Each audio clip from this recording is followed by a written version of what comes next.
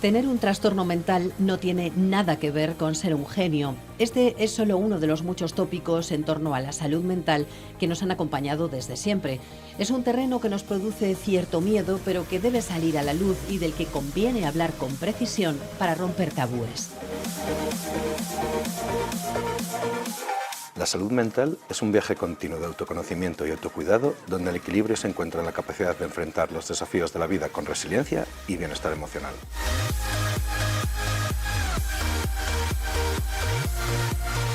La salud mental es un concepto del que ahora sí hablamos, afortunadamente. Está en la sociedad, ha llegado al ámbito político, ha llegado al Congreso. Hoy nosotros queremos tratarlo en este programa para saber cómo debemos llamar a las cosas, hacerlo por su nombre y de forma correcta. Y lo vamos a hacer con el psicólogo Javier Barreiro, que ya nos acompañó en la primera edición desconfinada de La Lengua Desatada. Javier, ¿qué tal? Bienvenido. Bueno, muchísimas gracias. Primero decirte que estoy encantado de volver a estar aquí otra vez contigo, y también te agradezco a ti que hagas este tipo de televisión, este tipo de programas que fomentan el conocimiento, el aprendizaje y la educación, así que estoy de verdad muy contento de volver otra vez aquí. Nosotras encantadas de recibirte de nuevo después de estos 3 años en los que, bueno, digo yo, afortunadamente, ¿verdad, Javier? Ahora sí hablamos cada vez más de salud mental. ¿Cuánta falta hacía, no? Correcto, la salud mental siempre ha tenido una gran estigmatización a voz populi, es decir, en la calle, ¿no? Siempre hay un montón de estigmas y que hablaremos además de esto hoy, y afortunadamente, y creo que después de la pandemia, y gracias también a los medios de comunicación, se está poniendo más en voz de las personas y cada vez se está rompiendo esos mitos y se accede a la salud mental de una manera más natural, y eso por supuesto que es algo beneficioso para todos. Claro, sobre todo porque hablar de ello luego genera más recursos para que la gente pueda acceder de una manera un poco más fácil, ¿no? Tanta gente a la que le hace falta. La Confederación de Salud Mental de España editó ya en el año 2019, aquí andamos con unas lagunas antes de pandemia, después de pandemia, editó una guía para periodistas, para medios de comunicación, en la que daban una serie de recomendaciones de cómo había que abordar estos temas. Y nosotros vamos a seguirla un poco porque es buena para medios de comunicación y yo creo que es buena para todos los que nos ven desde casa. La guía llevaba como título "Las palabras sí importan". Claro, esto ya lo comentábamos contigo en aquella primera edición. Las palabras importan porque hay que definir a las cosas por su nombre. Para empezar, quiero preguntarte si de verdad esta sensación que tenemos de que hombre, que se han incrementado los trastornos, que la salud mental está más delicada que otras veces. Bueno, si ha sido algo muy puntual en la pandemia o es algo que podemos decir que sí, que efectivamente tú en tu consulta lo ves, hay datos. ¿Qué nos Sí, cuentas? correcto, es súper real. Es decir, desde la pandemia parece que la pandemia ha sido como una especie de disparador de algunos problemas que estaban latentes o que ha sido el surgimiento de otros que no estaban hasta entonces, ¿no? Mira, a través del último estudio que se hizo de la Organización Mundial de la Salud, de la OMS, dice que los problemas derivados de salud mental, sobre todo muy relacionados con la depresión y con los trastornos de ansiedad, se han incrementado un 25% a nivel mundial. Eso es exagerado. En solamente 2-3 años esto ha aparecido. Hay diversos factores que ya hablaremos, pero lo que es un hecho. No solamente esto a nivel mundial, que es lo que dice la OMS, sino, como tú bien decías, en la consulta, en la práctica clínica, esto ha sido terrible. Es decir, estamos desbordados, tanto en la parte de salud mental, en la administración pública, como en la parte privada, que es lo que a mí me corresponde. Mira, yo llevo desde el año 2007 trabajando como psicólogo y viví ya esa crisis económica del año 2009 tan famosa que a todos nos afectó, y nunca había visto este incremento tan grande que hay de casos de personas que vienen a consulta, que son demandantes de atención psicológica. De apoyo, ¿no? O sea que sí, que es una cosa palpable. Hablamos de trastornos mentales, hablamos de enfermedades mentales y a veces no sabemos muy bien a qué nos referimos. Por ejemplo, si en un momento determinado yo tengo una situación de ansiedad por estrés, por el trabajo, por lo que sea, ¿eso ya lo podemos considerar un trastorno mental o cómo lo decimos? Claro, no, es verdad que son unos conceptos un poquito difíciles de entender, sobre todo a nivel común, ¿no? En la práctica clínica nos referimos sobre todo a patología mental o a trastornos mentales o trastornos psicológicos.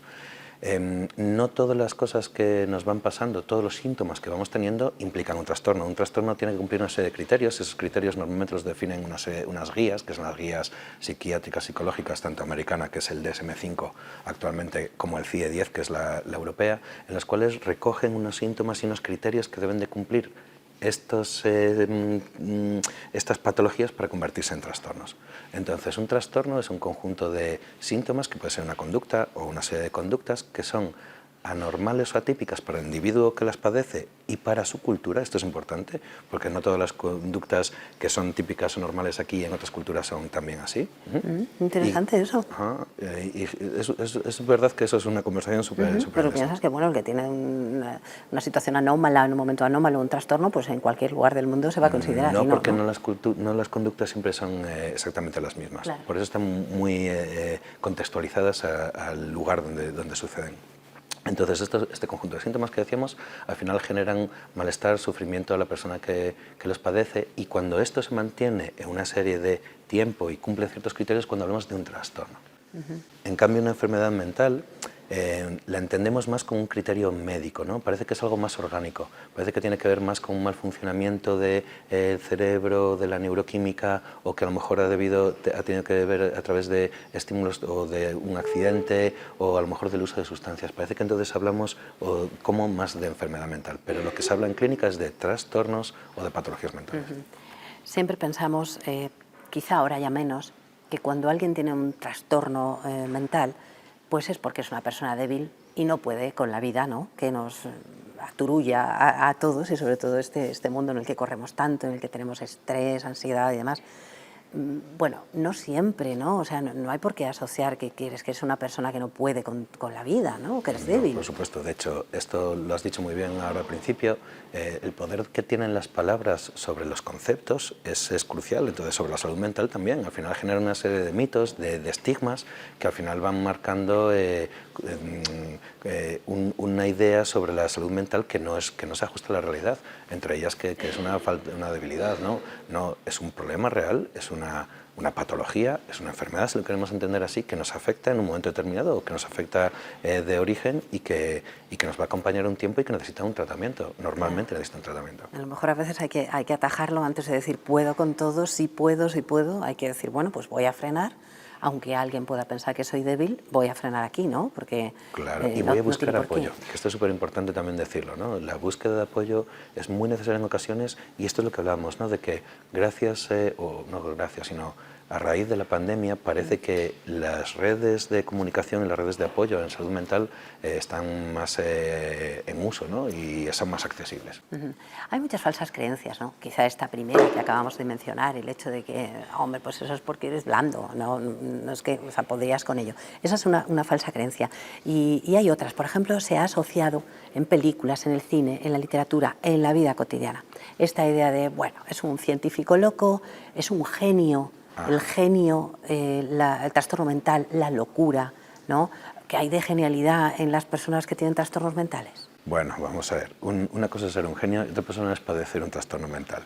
Entonces, como tú bien decías, la literatura, el cine, ¿no?, todos recordamos a lo mejor la película de Rayman, donde Dustin Hoffman tiene un trastorno de espectro autista, en el cual destacan una característica muy particular. Hay programas de televisión que fomentan también esto, pero evidentemente una persona puede ser un genio y padecer un trastorno psicológico, o no padecerlo, y una persona hay algunas personas que pueden ser genios teniendo ese trastorno, ¿no? Es decir, que es un mito que no tiene mucha realidad, ¿no?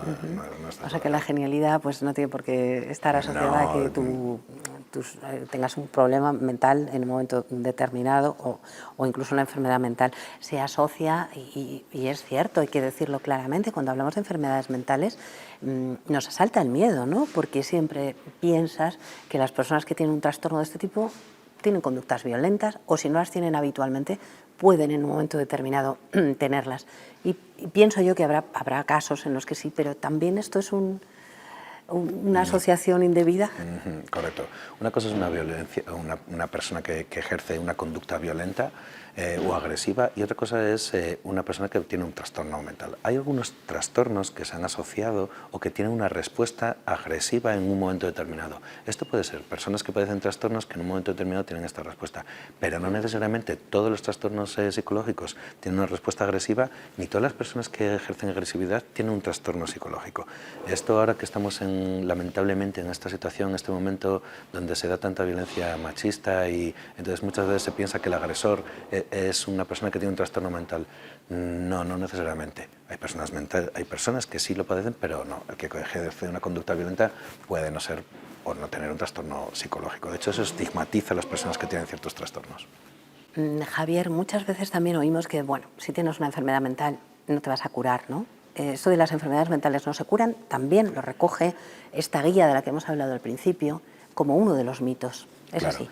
No, los trastornos psicológicos, hay algunos trastornos psicológicos que sin tratamiento pueden cronificarse y pueden cada vez ser peores, pero con la ayuda adecuada pueden o bien contenerse, por decirlo de alguna manera, o bien incluso remitir. Es decir, no todos los problemas de salud mental se van a permanecer para siempre.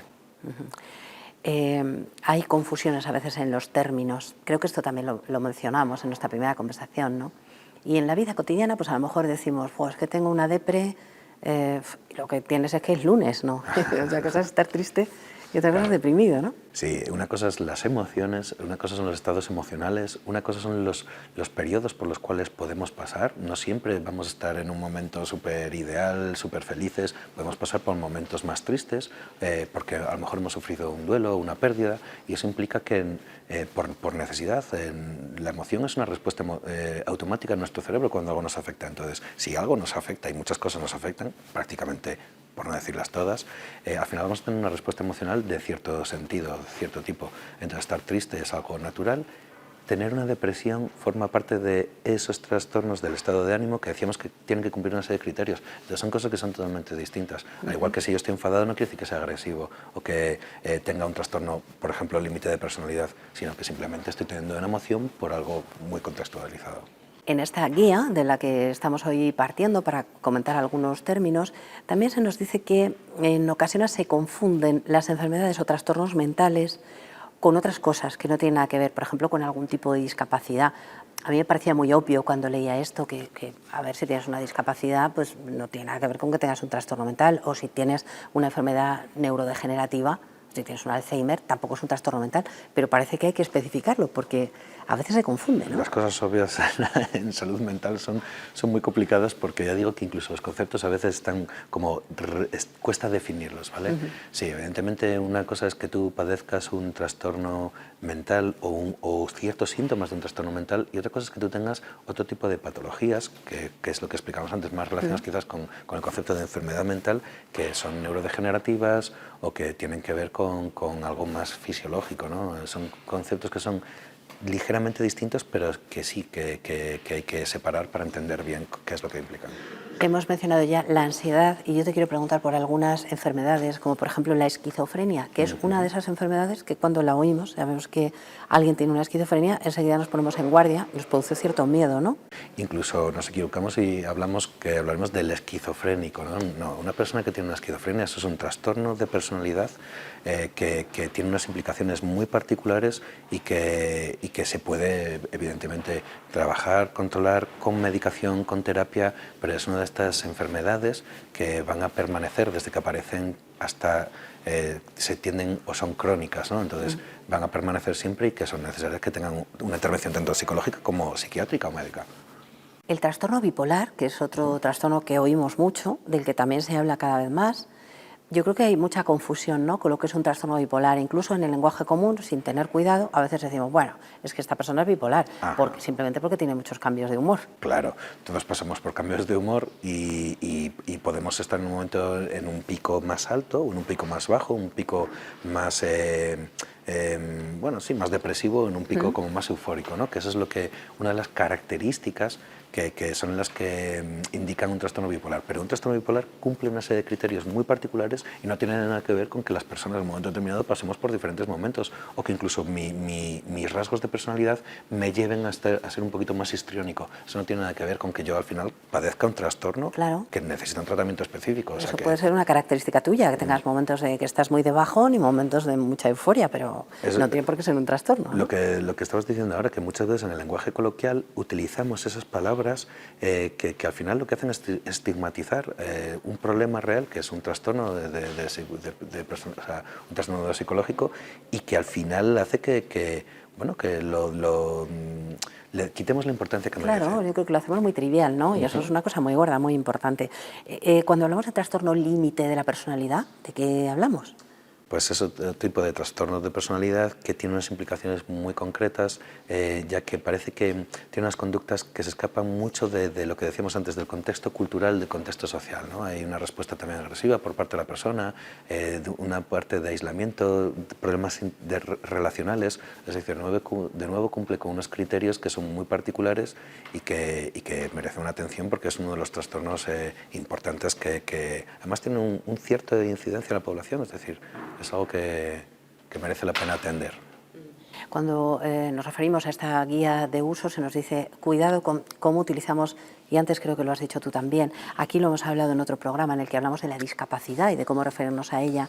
Hombre, cuidado con hacer que el trastorno que tiene una persona sea su característica fundamental. Entonces no digas es un enfermo mental, es una persona que tiene una enfermedad mental, que parece que es lo mismo, pero no es lo mismo. Pero, Ana, esto es como si yo digo, es un griposo. No, claro. No es un griposo, es una persona que tiene gripe, ¿no?, en un momento determinado. O hay otras patologías que nunca decimos, no, tú eres la patología no nos define.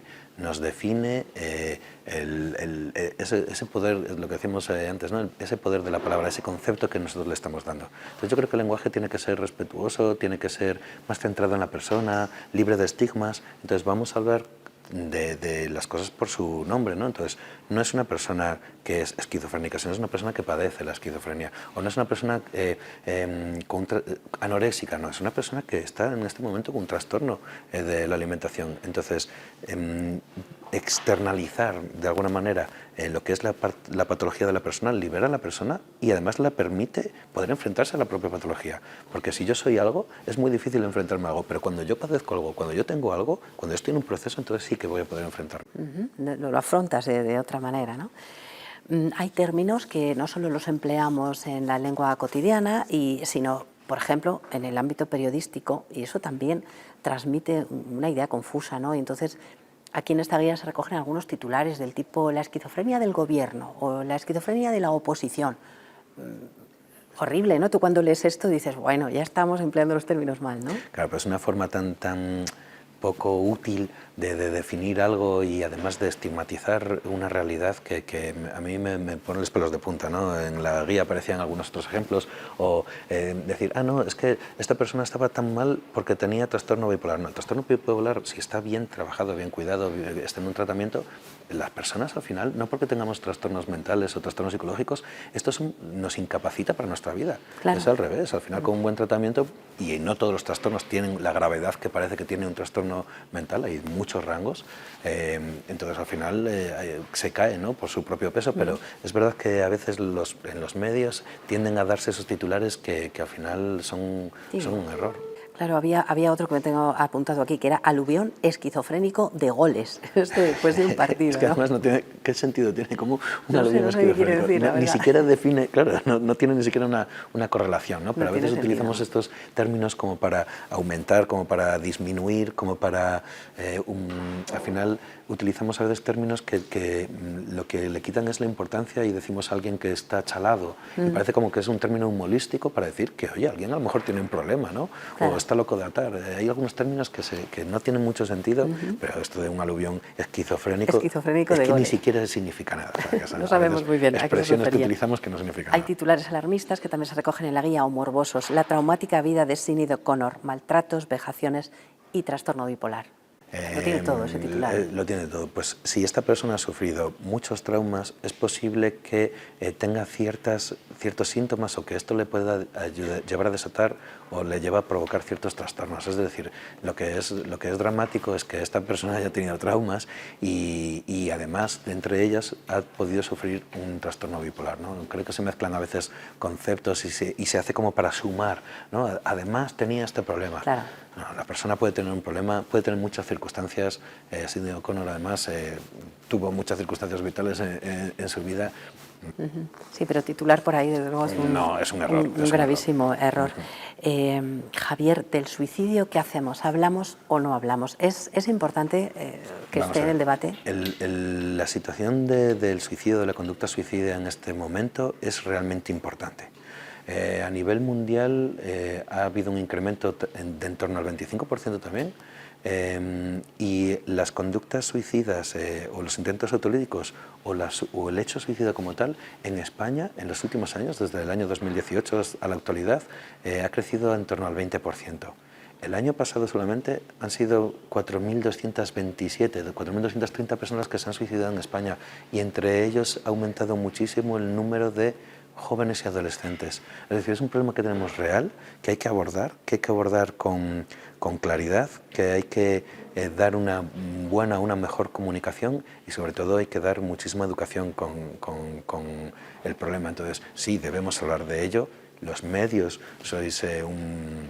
los medios de comunicación sois un camino directo para poder abordar estos problemas, y creo que hay que hacerlo, además, de una manera abierta. ¿Y las redes sociales están ayudando o más bien todo lo contrario? ¿Están contribuyendo a que tengamos una visión distorsionada de la realidad? Todo el mundo se lo pasa bien, todo el mundo tiene una vida maravillosa, todo el mundo es muy guapo, tiene unas fotos increíbles, y tú dices, pues yo no soy así, ¿no?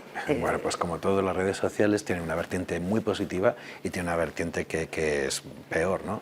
En la vertiente positiva, al final, oye, puede ser educativos, nos da la sensación de que pertenecemos a un grupo, porque podemos entrar dentro de ciertos contextos que nos ayudan o nos dan apoyo social. Pero en la vertiente negativa, al final, lo que tú decías, la parte de la comparación con los demás, ¿no? Hay ciertas personas que tienen una vida maravillosa y entonces yo no, y esta vez nos puede llevar a que tengamos problemas de autoestima, o la parte de la búsqueda de aceptación con estos clics, estos likes, todos estos gestos que están pensados y programados específicamente para esto. Sí, para alimentarte tu ego, ¿no? En realidad, Al final, entonces, también hace un contraste, o el aislamiento social. Al final, yo me quedo con el móvil, estoy 1 o 2 horas, estoy por la noche en mi habitación.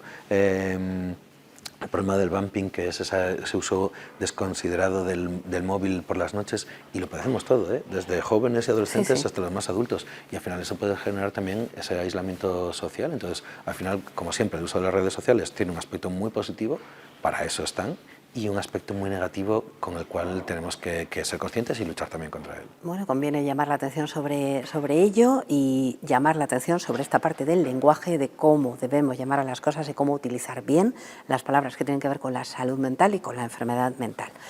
Bueno, ya casi llegando al final, Javier, voy a pedirte, como siempre, que nos traigas una recomendación, un libro. A ver qué has pensado para hoy. Bueno, yo he traído un libro que es un libro muy especial, porque han pasado hace muy poquito tiempo, hace muy poquitos días, a lo que se refiere el libro. El libro se llama Superando el trauma, la vida tras el 11M.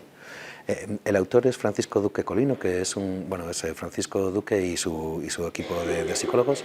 Él es el psicólogo que lleva la unidad de trauma en el Gregorio Marañón, en Madrid, desde hace más de 30 años. Es un lujo que un psicólogo tenga un espacio tan particular en un hospital, y él fue el coordinador de la atención psicológica tanto en el día del 11M como en los días posteriores en el tratamiento de las víctimas. Entonces, el libro habla un poco de cómo se gestionó toda esa situación, y además tiene una doble intención. Por una parte es desvictimizar a las víctimas, y por otra parte dar al conocimiento a las personas de que se puede trabajar, que hay cosas que se pueden superar, el trauma se puede superar, y con el apoyo psicológico necesario pues es un camino más facilitador. Claro, se puede superar un trauma de esas enormes dimensiones, pues quizá también pueda ser una guía, ¿no? para saber, bueno, todo tanto es los superable profesionales como para vida. las víctimas o las personas que han sufrido este momento, o para alguien que quiera interesarse. Es un libro muy interesante y muy bien escrito. Muy interesante esa recomendación. Bueno, y cuando viniste la otra vez todavía no habíamos abierto esta sección, pero después nos ha gustado mucho esto de simbólicamente triturar una palabra. Sí, sí. Y te he pedido, tráete pensada una palabra, a ver qué me has escrito ahí Bueno, para he traído triturar. una palabra que no me gusta absolutamente nada, que estaba muy relacionada también con ese día que vivimos del 11M, muy relacionada con el momento actual que estamos viviendo, quizás también, porque creo que siempre ha estado presente en la historia de la humanidad y me parece feísima y estoy encantado de poder titularla. La palabra es manipulación.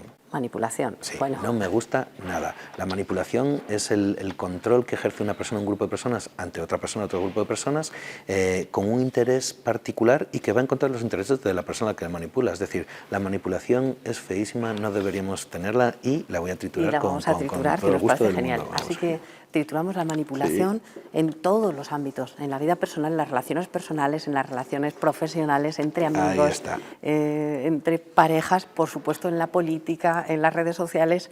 Manipulación triturada. Ahí está la manipulación. Y para guardar una palabra bonita en la caja, a ver qué has Bueno, pensado. he pensado en la palabra resiliencia. Resiliencia, que yo creo que alguna vez también la hemos oído por aquí, Sí, pero y me parece muy bien que esté doble o triple o lo eso que haga es. falta. Yo creo que las palabras que son positivas hay que reforzarlas mucho y mientras más estén, mejor. La resiliencia es esa capacidad de una persona, una habilidad de superar situaciones, de superar los problemas de la vida, de superar traumas, de tener y además tener unas conductas más adaptativas, es decir, aprender de los problemas. Y eso se puede entrenar, hay gente que parece que lo tiene de forma natural, pero también se puede entrenar.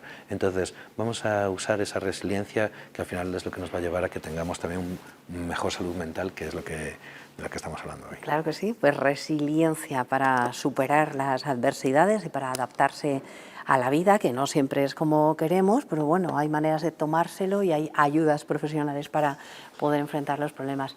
Muchísimas gracias, Javier Barreiro, por haber venido, por ayudarnos a entender mejor el mundo de la salud mental y de la enfermedad mental y bueno, por saber cómo debemos referirnos a ella. Muchas gracias por estar aquí. Muchas gracias a ti. Y nosotros nos vamos. Hasta aquí nuestra lengua desatada de hoy. Nos vemos en la próxima edición.